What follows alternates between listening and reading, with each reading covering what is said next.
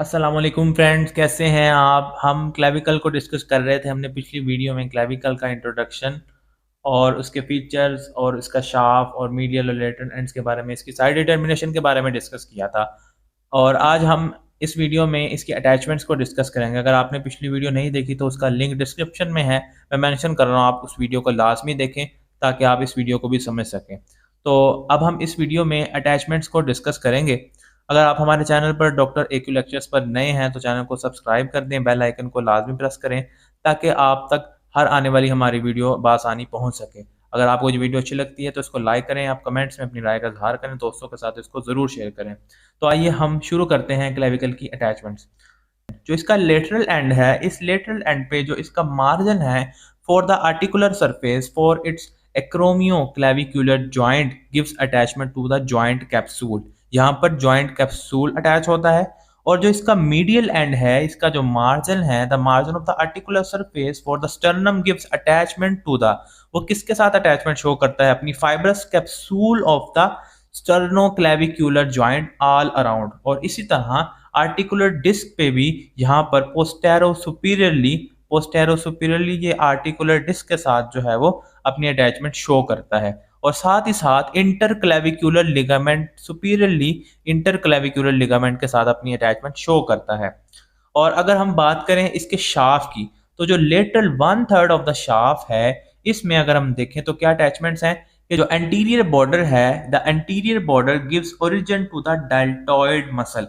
यहाँ पर अगर हम डायग्राम में देखें तो इस तरह से हम देख सकते हैं कि जो इसकी एंटीरियर एस्पेक्ट है, यहाँ पर ये डेल्टॉइड मसल के साथ इसकी अटैचमेंट है और डेल्टॉइड मसल का ओरिजिन है। इसी तरह the posterior border gives provides insertion to the trapezius. जो इसका यहाँ पर अगर हम देखें तो पोस्टीरियर एस्पेक्ट पे यहाँ पर ट्रेपीजियस मसल है और ब्लू कलर शो कर रहा है कि ये इंसर्शन है, ये इंसर्शन का पॉइंट है। इसी तरह the conoid tubercle and trapezoid ridge gives attachment to the conoid and trapezoid parts of the coracoclavicular ligament. यहाँ पर हमने देखा था इसकी इंफीरियर सरफेस पे कुछ पॉइंट्स थे जिसको हमने कहा था ट्रेपेजॉइड रिज और कोनोइड टुबरकल। यहाँ पर इसके नाम से ही कोनोइड लिगामेंट अटैच है, यहाँ पर मौजूद होता है। और इसी तरह कोनोइड लिगामेंट और यहाँ पर अटैच है ट्रेपेजॉइड लिगामेंट। इन दोनों को कोरेकोक्लेविक्यूलर लिगामेंट्स भी कहते हैं। जबकि अगर हम बात करें मिडिल 2/3 ऑफ द शाफ्ट की, तो most of the anterior surface gives origin to the pectoralis major. जो इसकी एंटीरियर सरफेस है उसका ज्यादातर पार्ट पेक्टोरालिस मेजर को अटैचमेंट दे रहा है और उसका ओरिजिन है, रेड कलर शो कर रहा है कि ये इसका यहाँ पर ओरिजिन है। इसी तरह half of the rough superior surface gives origin to the clavicular head of the sternocleidomastoid. जहां पर अगर हम डायग्राम में देखें तो स्टर्नोक्लीडोमेस्टोइड मसल का यहाँ पर अटैचमेंट है और इसका ओरिजिन है यहाँ पर। Next we can see here is the oval impression on the inferior surface at the medial end gives attachment to the costoclavicular ligament। यहाँ पर हमने देखा था इसकी inferior aspect पे एक oval impression जो हमने देखा था, वहां पर क्या अटैच है, costoclavicular ligament अटैच है। यहाँ पर इसके inferior aspect पे मौजूद है costoclavicular ligament। नेक्स्ट देखें the subclavian groove gives insertion to the subclavius muscle, जो कि हमने यहाँ पर देखा था सबक्लेवियन ग्रूव है। The margins of the groove gives attachment to the clavipectoral fascia. और इसके जो मार्जिन्स हैं वहाँ पर क्लेवी पेक्टोरल फेशिया मौजूद है। यहाँ पर देखें तो ये सबक्लेवियन ग्रूव था जहाँ पर सबक्लेवियस मसल अटैच है और इसके मार्जिन्स पर क्लेवी पेक्टोरल फेशिया मौजूद है। नेक्स्ट देखें the posterior surface close to medial end gives origin to the sternohyoid muscle. जो इसकी पोस्टीरियर सरफेस है, जो मीडियल सरफेस मीडियल एंड के पास है, वो ओरिजिन देती है स्टर्नोहायोइड मसल। और इसी तरह the subclavian vessels and cords of the brachial plexus pass toward the axilla lying between the inferior surface of the clavicle and upper surface of the first rib. Upper surface of the first rib और clavicle के दरमियान से यहाँ पर जो है वो vessels, subclavian vessels और cords of the brachial plexus pass करते हैं और वो एक्सिला की तरफ जाते हैं। Subclavius muscle act as a cushion. यहाँ पर सबक्लेवियस मसल जो कि अभी हमने देखा मौजूद होता है, वो कुशन के तौर पर काम करता है। और जो न्यूट्रिएंट फोरामेन है transmits a branch of suprascapular artery. हम देखा था यहाँ पर लेटर साइड पे न्यूट्रिएंट फोरामेन अटैच है और यहाँ पर जो है वो ट्रांसमिट कर रहा है न्यूट्रिएंट फोरामेन, ब्रांच है किसकी, सुप्राक्लेविकुलर आर्टरी की। यहाँ पर एक पॉइंट ओसिफिकेशन का है, तक हमने पहले भी बात की थी कि क्लेविकल जो है वो फर्स्ट बोन है जो कि ओसिफाई होती है, except for its medial end, सिवाय इसके मीडियल एंड के, इट ओसिफाइज इन मेम्ब्रेन, जो कि मेम्ब्रेन में ओसिफाई होता है। It ossifies from two primary centres, ये भी हमने देखा था, और एक इसका वन सेकेंडरी सेंटर भी है। The two primary centers appears in the shaft between the 5th and 6th weeks of the intrauterine life।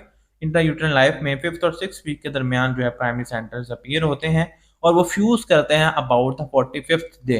The secondary centre for the medial and appears, वो कब अपीयर होता है, ड्यूरिंग द 15 to 17 ईयर्स, और fuse कर जाता है shaft के साथ 21 to 22 ईयर्स।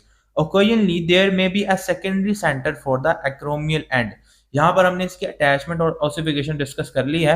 अब अगर हम देखें यहाँ पर डायग्राम में हमें नजर भी आ रहा है किस तरह से दो प्राइमरी सेंटर हैं और सेकेंडरी सेंटर स्टर्नल एंड पे है। तो ये हमने इसकी अटैचमेंट्स डिस्कस कर ली और हमने इसकी ओसिफिकेशन डिस्कस कर ली। लास्ट में हम इसकी क्लिनिकल छोटी सी है वो डिस्कस कर लेते हैं। तो क्योंकि ये एक्सपोज्ड होती है हमारी स्किन के साथ, बिल्कुल यहाँ पर इसके फ्रैक्चर के चांसेस ज्यादा होते हैं क्लेविकल के। The clavicle is commonly fractured by falling on the outstretched hand। अगर outstretched hand हो और गिरने से commonly ये फ्रैक्चर हो जाती है। The common side of the fracture is the junction between the two curvatures of the bone। ये जो दो curvatures हैं bone के, इसके दरमियान में यहाँ पर common point है जहाँ से ये फ्रैक्चर होती है, which is the weakest point, क्योंकि ये weakest point है सबसे ज्यादा यहाँ पर। The lateral fragment is displaced downwards by the weight of the limb as trapezius muscle। यहाँ पर अगर हम डायग्राम में देखें तो लिम्ब के वेट की वजह से यहाँ पर ट्रेपीजियस मसल मौजूद होता है तो ये डाउनवर्ड चला जाता है, और इसी तरह यहाँ पर स्टेर्नोक्लेडोमास्टोइड इसको पुश करता है तो मीडियल एंड जो है वो यहाँ पर इस बोन का अपवर्ड चला जाता है। The lateral fragment is displaced downwards by the weight of the limb as trapezius muscle alone is unable to support the weight of the limb। क्योंकि जो trapezius muscle है वो अकेला पूरे अपर लिम्ब के वेट को बर्दाश्त नहीं कर सकता। और दूसरी क्लिनिकल क्या हम देखते हैं कि यहाँ पर क्या होता है, बाज़ औक़ात कॉन्जेनिटली क्लेविकल एब्सेंट होती है उन लोगों में और उन लोगों के शोल्डर्स अप्रोक्सीमेट हो जाते हैं, इस तरह से हम उनको स्ट्रेच कर सकते हैं और ऐसे पर्सन्स जो हैं वो इजीली वेट को बियर नहीं कर सकते। The clavicle may be congenitally absent or imperfectly developed in a disease। उस डिजीज को बोलते हैं क्लेडोक्रेनियल डायस्टोसिस। इस डिजीज का नाम है जहां पर congenitally clavicles absent होती हैं। In this condition the shoulders drop and can be approximated anteriorly in front of the chest। यहाँ पर आप डायग्राम में देख सकते हैं इसके जो शोल्डर्स हैं वो अप्रोक्सीमेट हो जाते हैं, दोनों साइड पे क्लेविकल मौजूद ही नहीं है, और इस डिजीज को क्लेडोक्रेनियल डायस्टोसिस कहते हैं। अगर हम एक्सरे में देखें तो हमें यहाँ पर क्लेविकल नहीं मिलती। तो ये थी आज की वीडियो। पिछली वीडियो में डिस्कस किया क्लेविकल की अनाटॉमी, इसके फीचर्स, इसका शाफ्ट, इसका मीडियल और लेटरल एंड इसकी साइड डिटर्मिनेशन, और आज की वीडियो में हमने इसकी अटैचमेंट्स को देखा, इसकी ओसिफिकेशन के बारे में हमने बात की और इसकी क्लिनिकल डिस्कस की। अगर आपको ये वीडियो अच्छी लगी है तो इसको लाइक करें, चैनल को सब्सक्राइब करें, बेल आइकन को प्रेस करें, कमेंट में अपनी राय का इजहार करें, दोस्तों के साथ इसे ज़रूर शेयर करें। अपना ख्याल रखिएगा। आपसे मिलते हैं नेक्स्ट वीडियो में, तब तक के लिए अल्लाह हाफिज़।